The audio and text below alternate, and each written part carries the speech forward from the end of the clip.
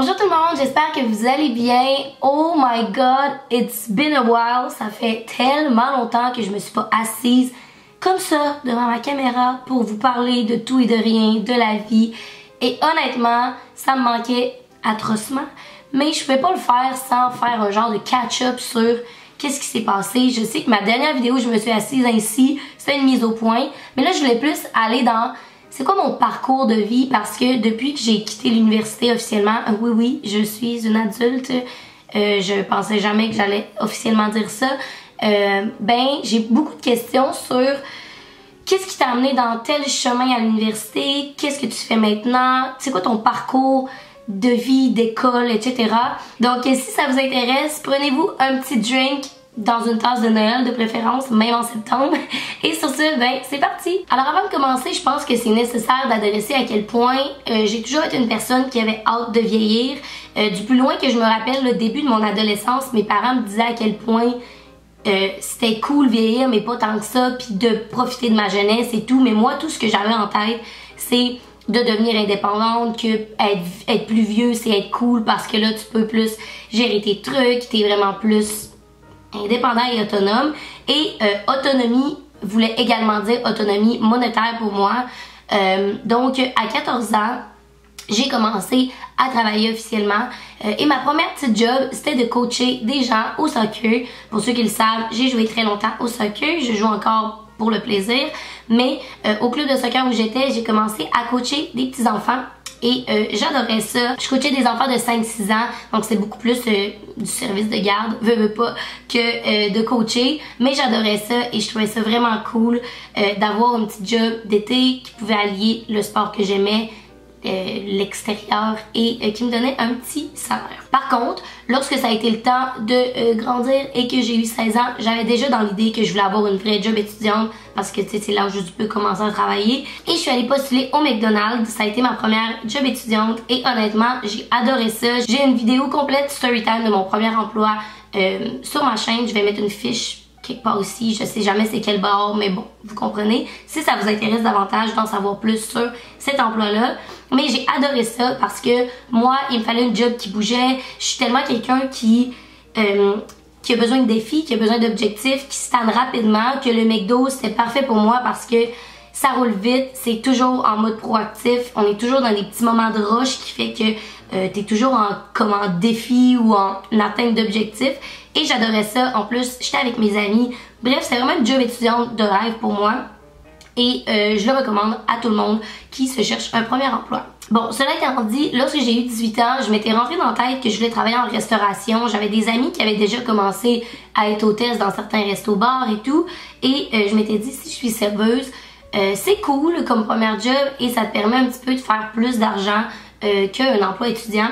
Et c'est là que j'ai postulé dans un restaurant au centre-ville de Chicoutimi qu'on ne nommera pas parce que je veux pas salir leur image en général parce que j'ai détesté mon expérience. Et quand je vous dis détester là, ça en était à un point que j'étais sur le bord de pleurer à chaque fois que je rentrais travailler. Je trouvais ça donc plate. Moi qui pensais que quitter le McDo pour un job de serveuse, ça allait être autant proactif. C'était vraiment pas le cas. Je m'ennuyais, je m'emmerdais. C'était vraiment pas pour moi. Et j'ai quitté mon emploi après 2 mois, je pense, même pas. Je pense que j'ai même pas terminé ma formation, honnêtement. Je m'y plaisais vraiment, mais vraiment pas. Et durant cet été-là, j'ai commencé à travailler au club de soccer où je coachais, mais plus activement. J'ai accepté une job à temps plein, dans le fond. Temps plein pour le club de soccer, c'était 25 heures. Mais je travaillais là tous les jours et j'étais gestionnaire. J'étais rendue gestionnaire des coachs de soccer. Donc en gros c'était moi qui gérais tous les entraînements que les coachs allaient faire, donc le programme d'entraînement, c'est pour des 5-6 ans, fait qu'on s'entend que c'est beaucoup plus des activités que des entraînements, mais tout de même c'est moi qui gérais mes coachs, qui gérais les rapports qu'il y avait à faire et également si des parents avaient des commentaires à faire sur un coach, quoi que ce soit, donc j'étais vraiment la gestionnaire, bref. Et je gérais également les arbitres. Donc j'avais 2 chapeaux, gérer les coachs et gérer les arbitres. Donc c'est moi qui assignais tous les arbitres au match du club de soccer de Chicoutimi, qui gérait les formations des arbitres et qui gérait, bref, leur paye, tout ça. Donc j'étais vraiment leur gérant également. J'ai adoré cette job-là. Encore une fois, c'était vraiment dans mon domaine parce que j'adore le soccer, ça me permettait d'être sur le terrain tout le temps.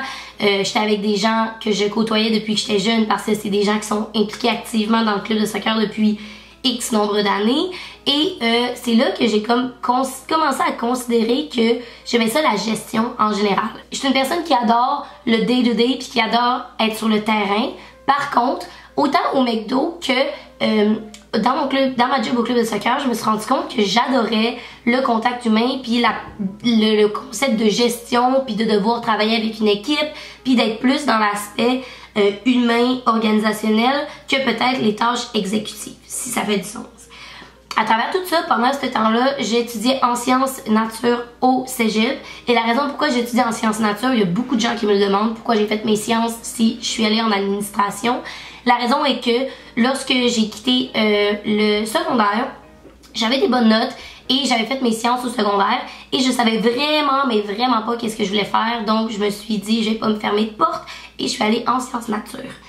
Alors, ça a été ma première année de sciences nature durant l'été que je travaillais au club et c'est là que je me suis rendu compte de la prise de conscience que je viens de vous dire, ce qui fait que je me suis re-questionnée sur qu'est-ce que je voulais faire après le cégep, où je voulais aller à l'université et cet aspect-là de gestion qui était de plus en plus cool pour moi puis que j'aimais de plus en plus me comme mené à me questionner sur si je voulais aller dans le domaine de la santé et la réponse a été rapidement non, ce qui fait que lorsque j'ai fait mes sciences ma deuxième année, j'ai décidé d'aller plus dans un cursus mathématique et physique que chimie. Donc pour ceux qui se questionnent sur sciences, comment ça fonctionne, moi à mon cégep t'avais pas des profils, mais tu sais si tu décidais que tu faisais pas tes chimies organiques, tu n'allais pas en santé automatiquement parce que c'est des prérequis pour rentrer dans tous les domaines de la santé. Donc moi j'ai pris plus des maths et je me suis repositionnée comme ça en me disant ben de toute façon ça me sert à rien puis je vais me ramasser avec les gens qui veulent aller en médecine qui sont hyper compétitifs quand moi finalement mes sciences vont juste être un acquis de plus dans mon back pocket mais ils me serviront pas à grand chose. Donc j'ai fait des cours de maths et j'ai fait des cours de physique que j'ai adoré. Et à travers tout ça, ben je commençais YouTube. Donc j'ai commencé YouTube l'été de tout ça, je pense honnêtement. L'été du club de soccer, c'est l'été que j'ai commencé officiellement à faire YouTube. Ou même un an avant, là, bref, ça se chevauche. À la suite de ça, dernière année de cégep, j'ai continué à travailler au club un petit peu jusqu'à temps que le club ferme parce qu'à un certain stade, durant l'hiver, c'est vraiment plus mort. Et après ça, j'ai juste arrêté de travailler, sachant très bien que j'allais aller à l'université dans la prochaine année et voulant me concentrer sur mes notes et également sur YouTube. Et j'avais mis de l'argent de côté, j'habitais encore chez mes parents, donc il n'y avait pas nécessairement de raison que je continue à travailler. C'est là que j'ai commencé à faire YouTube plus assidûment et que je me suis inscrite au concours Vlog Academy qui a fait que ma chaîne a pris beaucoup plus d'ampleur et que là, j'ai commencé à penser que ça pouvait peut-être se développer. Et à travers mes sciences et mes études de 5 à 10 chaque soir en plus d'être à l'école toute la journée, je faisais des vidéos par-ci par-là pour le fun jusqu'à temps que je reçois mon premier chèque de 100$ de Google AdSense, qui est une autre histoire, mais je pense que ça m'a pris 1 an à recevoir 100$ AdSense et j'étais tellement mais tellement fière. Puis mes parents comprenaient aucunement pourquoi je recevais de l'argent de Google directement dans mon compte. Puis moi je comprenais même pas comment j'avais pu réussir à atteindre 100$. Mais bref, cela étant dit, c'est là que j'ai commencé à me dire que peut-être que ça pouvait fonctionner. Donc à partir de là, j'ai juste fini mon cégep et j'ai commencé à me questionner sur mon choix d'université. Et c'est de plus en plus clair que je voulais aller en administration parce que ben, pour toutes les questions et le background que je vous ai mentionné, selon moi c'était le choix logique. Et je lisais de plus en plus des biographies ou des livres sur des entrepreneurs. Je tripais sur Daniel Henkel, c'est genre mon idole. J'ai lu ses deux autobiographies. J'écoutais full dans l'œil du dragon. Bref, j'avais vraiment un intérêt marqué pour tout ce qui est le volet administration et entrepreneuriat. Et c'est vers ça que je pensais m'enligner. Outre cela, j'adorais quand même les sciences et j'étais quand même quelqu'un... Je pense que mon plus gros problème, ce qui est une belle qualité dans la vie également, c'est que je suis une personne excessivement curieuse et qui a soif d'apprendre. J'adore l'école, ce qui faisait que pour moi, choisir une université puis choisir un programme surtout, c'était très difficile parce que comme tout me plaisait. J'ai eu un moment où je me demandais si j'allais pas aller étudier en physique tellement que j'aimais ça. Même si j'étais pourrie, j'adorais ça. Puis j'avais des profs hyper passionnants qui faisaient que j'écoutais en classe puis que j'adorais ça. Par contre, je me suis vite remis en question puis je me suis dit, bon, qu'est-ce que tu veux faire en physique concrètement? Peut-être que t'adores le sujet puis t'adores en apprendre plus, mais c'est peut-être pas ta job, c'est peut-être plus une genre de passion ou un intérêt. À la suite de ça, lorsque je me suis mis en tête que j'allais en administration, j'ai commencé à visiter des universités et pour moi, c'était catégorique que je devais quitter mon petit Saguenay. Non seulement parce que je voulais m'ouvrir plus de portes parce qu'il y a beaucoup plus d'offres d'emploi à l'extérieur du Saguenay, mais également parce que je voulais peaufiner mon anglais qui selon moi était vraiment pertinent et nécessaire pour le métier que j'allais faire. Et c'est pourquoi je suis allée dans 2 portes ouvertes différentes que j'ai choisi d'aller là volontairement et c'est le HEC et McGill. Donc je suis allée là avec mon père et on est allé aux portes ouvertes. Et bon, ben le rendu aux portes ouvertes, pas grand chose à vous mentionner. McGill, j'ai trouvé ça super beau. Par contre, ça m'intimidait un petit peu honnêtement que tout soit en anglais. Je suis quand même bonne en anglais puis je pense que je suis quand même fluent. Par contre, de là à me dire que j'allais changer de ville et 2, ça allait être complètement en anglais. Je me sentais un petit peu hors de ma zone de confort et j'avais peur de pas fit in. Et en ce qui concerne la HEC, ben je vous apprends rien en vous disant que j'ai trouvé que c'était une école superbe et je tripais sur l'infrastructure, leur forme de programme et tout. Et c'est vers la HEC que mon choix se penchait. Alors, retombons à ma vie au cégep. Là, dans ma tête, je m'en vais au HEC et je rencontre quelqu'un qui est un parfait inconnu à ce jour et cette personne-là me dit que il me voit vraiment pas au HEC puis que j'ai vraiment pas le profil type d'un étudiant du HEC. Il me dit, tu devrais aller visiter l'université de Sherbrooke, je te vois vraiment là. Puis cette personne-là, pour pas le nommer de son nom, était une personne très importante pour moi à ce jour et son opinion valait pour beaucoup. Donc j'ai décidé d'aller aux portes ouvertes de l'université de Sherbrooke également et je suis tombée en amour, plus particulièrement avec leur programme d'entrepreneuriat qui venait de se lancer. En fait, ça fait 3 ans que le programme existe. Là, c'est la 2e année qu'ils allaient le donner quand moi j'étais aux portes ouvertes. Et c'est un programme en fait où c'est beaucoup axé sur la pratique. Donc, tu as accès à une bourse de l'université pour bâtir ton entreprise et tu apprends vraiment c'est quoi le processus de développement d'une start-up, d'ouverture et de fermeture. Et quelque chose aussi qui a beaucoup pesé dans la balance, c'est les stages parce que comme je vous ai dit, moi, une des raisons pourquoi je voulais aller ailleurs, c'était pour les opportunités d'emploi extérieur et je me disais des opportunités de carrière et de stage dans un programme, c'est vraiment hot. Puis le programme bilingue à Sherbrooke se donnait également. Donc pour moi, tous les critères que je voulais dans une université étaient là. Et turns out que c'est là que j'ai fait une demande d'admission et j'en ai fait une seule et c'est là. Et donc l'année suivante, j'allais étudier en entrepreneuriat à l'université de Sherbrooke. Yay! C'est là que tout a commencé, mon parcours universitaire. Puis c'est aussi à ce moment-là que YouTube commençait à prendre vraiment plus de place dans ma vie. D'ailleurs, la majorité d'entre vous, probablement, vous avez commencé à me suivre quand j'étais à Sherbrooke ou quand je déménageais à Sherbrooke, ce qui fait que vous connaissez pas nécessairement le background avant, donc là on est plus dans l'actualité à ce jour. J'ai commencé mon bac en 2016 et j'ai rapidement adoré l'université de Sherbrooke, j'ai adoré la vie étudiante. Les amis que j'ai rencontrés là-bas sont des gens qui vont rester dans ma vie pour le restant de mes jours sans aucun doute. C'était un milieu de vie parfait pour moi. Je trouvais aussi que c'était une bonne manière de se rapprocher des grands centres tout en gardant le côté plus nature et région qui est la petite fille du Saguenay. Quelque chose à savoir aussi, c'est qu'en général, les programmes d'administration, tu commences avec 1 an de tronc commun, donc avec des cours de base, et après ça, tu vas te spécialiser dans une branche. Donc, officiellement, moi, mon bac, c'est un bac en administration des affaires, concentration marketing, c'est pas un bac en marketing. Et c'est pour ça que j'ai commencé en administration générale mais en entrepreneuriat et je me suis vite rendu compte que l'entrepreneuriat c'était pas nécessairement les cours qui m'intéressaient le plus parce que je trouvais que c'était pas assez appliqué puis que j'allais sortir du bac en entrepreneuriat avec beaucoup de connaissances générales, peu d'applications, dans le sens que par exemple quelqu'un qui finit en comptabilité, ben c'est clair et net qu'il y a beaucoup plus de skills en comptabilité que quelqu'un en entrepreneuriat. Même chose pour quelqu'un en marketing. Par contre, une personne en entrepreneuriat touche un petit peu à tout, puis c'était moi mon genre de profil parce que j'aimais mieux me spécialiser dans une branche, puis après ça peut-être développer une entreprise par rapport à cette branche-là ou en général avoir plus de connaissances sur un sujet en particulier.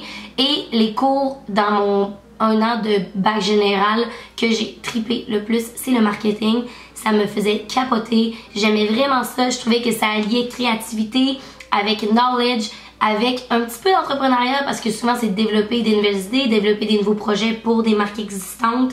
Et c'est de là que j'ai décidé que j'allais changer d'entrepreneuriat à marketing. À ce stade-ci, j'avais pas d'emploi quand j'ai commencé mon bac. Pour ceux qui me suivent assidûment depuis le début du bac, vous savez que au début, j'ai voulu être cosméticienne dans un Jean Coutu. J'ai même commencé ma formation là à Sherbrooke et c'était beaucoup trop demandant honnêtement.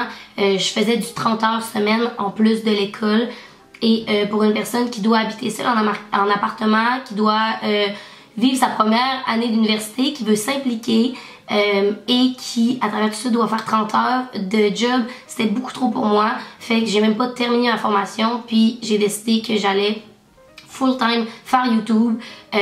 Par le fait même, ça fonctionnait bien, honnêtement. Puis c'était rendu de plus en plus une priorité dans ma vie, dans le sens que je me rappelle que quand je faisais ma formation au Jean Coutu, ça me dérangeait de savoir que j'allais mettre de côté YouTube pour travailler les fins de semaine parce que la semaine j'étais à l'école. Donc je me suis dit, garde, j'ai des savings de côté, mes parents m'aidaient beaucoup, j'avais cette chance-là.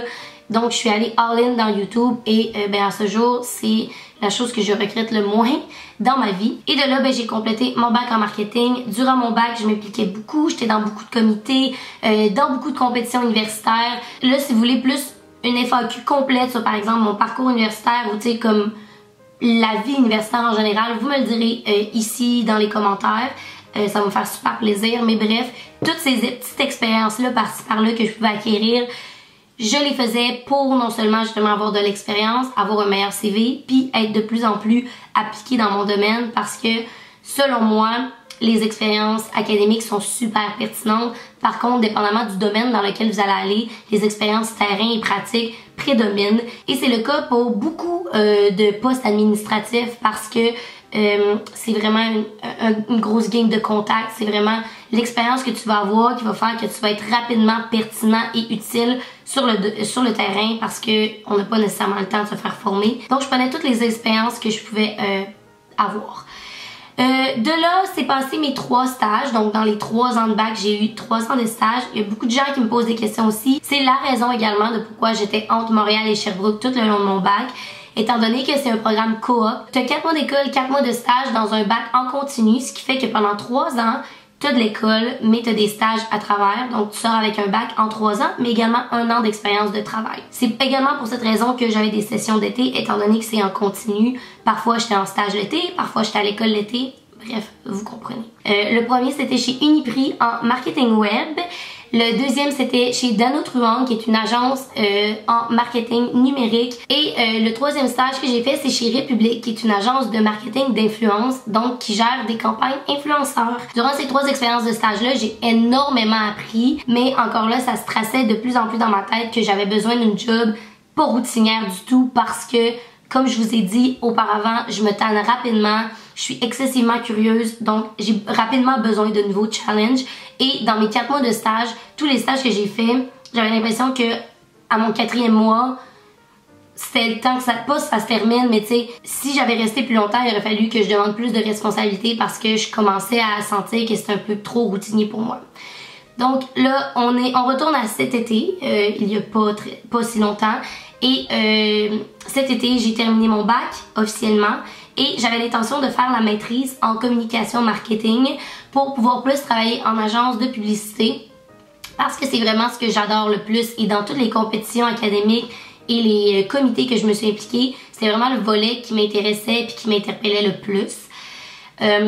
Par contre, la raison de pourquoi j'ai décidé de pas faire la maîtrise, et là ça va répondre à beaucoup de questions également, c'est parce que turns out que au moment où j'ai voulu postuler pour la maîtrise, donc en mai dernier, une personne que j'ai connue à travers mes compés universitaires m'a offert un emploi et ça a le fait que j'ai accepté un emploi qui m'amène à ce jour au moment présent à Montréal. Et pour ceux qui sont dans le domaine, c'est un poste que normalement c'est pas un poste d'entrée. Dans le sens c'est pas le genre de poste que tu as quand tu rentres dans une agence de publicité. Et on se rappelle que moi c'est ce que je voulais faire en rentrant à la maîtrise. aller de plus en plus dans les agences de pub. Donc je me suis dit que c'était peut-être plus pertinent de rentrer directement par la backdoor avec ce contact-là et après ça de gravir les échelons que de faire une maîtrise pour pouvoir rentrer dans un poste d'entrée dans une agence de publicité. À ce jour, ça va faire un mois en fait que je suis là et je tripe, j'adore ça. J'ai vraiment l'impression que j'ai trouvé tous les critères de qu'est-ce que je recherchais. Donc si on revient à la Émilie du cégep hyper curieuse qui adore tout à maintenant, tous les critères sont remplis. Qu'est-ce que je fais au quotidien? C'est que je fais de la stratégie pour des compagnies. Donc une compagnie va contacter notre agence avec un problème ou des objectifs d'affaires particuliers et nous on va trouver la stratégie optimale pour non seulement répondre aux objectifs de la compagnie mais pour aussi s'assurer que cette marque-là parle bien à ses consommateurs et soit capable de les rejoindre, que ce soit en créant des stratégies publicitaires, en développant des nouveaux sites web, etc. Et cette job-là, en fait, de devenir un genre de pilier dans le développement des objectifs d'une entreprise fait que je dois rapidement faire beaucoup de recherches sur différents milieux pour comprendre leur réalité, ce qui fait que j'ai autant des connaissances en construction qu'en technologie, qu'en alimentation, parce que dépendamment des clients, ben, c'est des problématiques et des industries complètement différentes. Et voilà, donc ça fait que je suis toujours en train de lire, toujours en train de développer des nouveaux skill sets et ça me fait capoter. J'adore ça. Dans un tout autre ordre d'idée, YouTube va continuer à se développer. Comme vous le savez, cette chaîne-là est une entreprise depuis un an. Ça va faire presque... Ça va-tu faire 1 an ou 2 ans? 1 an, officiellement, que je suis enregistrée. Donc mon volet entrepreneurial, je vais le chercher avec ce que vous voyez ici. Et finalement, en ce qui concerne le futur d'Émilie, professionnellement et autant professionnellement que scolairement, je dis pas que l'école est terminée, j'adore l'école et je pense qu'à ce stade-ci, vous comprenez que j'aime apprendre. Ce qui fait que c'est certain que j'aimerais ça faire une maîtrise, j'aimerais peut-être ça enseigner un jour, à voir, peut-être enseigner à l'université, qui sait. Donc ça c'est des plans futurs, mais c'est certain que c'est dans ma tête ici en arrière.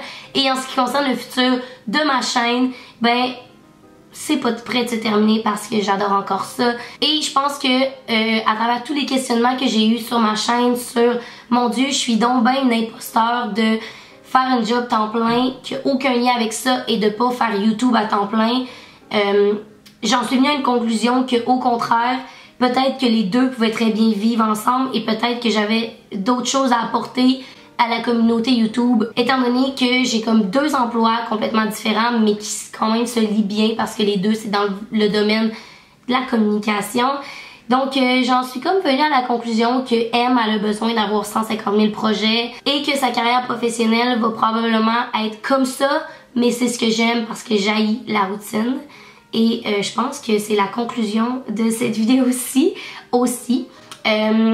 Si vous avez une chose à retirer de cette vidéo-là, je pense que c'est de pas vous arrêter à une seule job ou à un seul domaine dans la vie. On n'est pas fait pour être une personne, on n'est pas fait pour être une mère, on n'est pas fait pour être un prof, on n'est pas fait pour être juste ça, on est fait pour être plein de choses et c'est ce qui nous rend humains.